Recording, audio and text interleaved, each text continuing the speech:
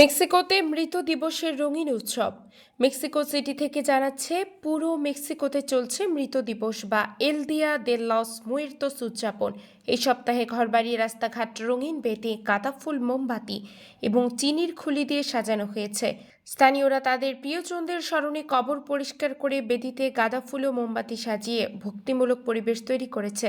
2রা November সান Andres মিক্সকুইকের বাসিন্দারা স্থানীয় কবরস্থানে সমবেত হয়ে মৃতদের প্রতি সম্মান জানাচ্ছেন। তবে উৎসব শুরু হয় অক্টোবরের শেষের দিকে। পরিবারগুলো বিশ্বাস করে যে এই সময়ে মৃত আত্মারা তাদের সঙ্গে দেখা করতে পৃথিবীতে ফিরে আসে। তাই তারা প্রিয়জনদের কবর পর্যন্ত গাঁদা ফুলের পাপড়ি বিছিয়ে রঙিন পথ তৈরি করে। মৃত দিবস 3 দিন ধরে পালিত হয়। 31 অক্টোবর শিশুদের স্মরণে বেদি সাজানো হয়। 1 নভেম্বর প্রাপ্তবয়স্ক আত্মীয় স্বজনদের জন্য উৎসর্গ করা হয়।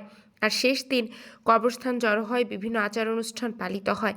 এ সময় বিশেষ কুচকাওয়াজ, মেক্সিকান স্ট্রিট ফুড, গরম চকলেট এবং ঐতিহ্যবাহী রুটি পরিবেশিত হয়।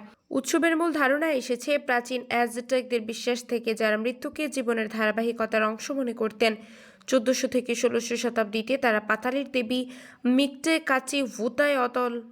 কাচি হুয়াতলকে উৎসর্গ করতেন। আধুনিক মেক্সিকোতে এই উৎসব আন্তর্জাতিক পর্যায়ে একটি বিশাল আকর্ষণ, যেখানে রাজধানীতে প্রায় 15 লক্ষ মানুষ অংশগ্রহণ করে দেশটির সাংস্কৃতিক ঐতিহ্য উদযাপন করে।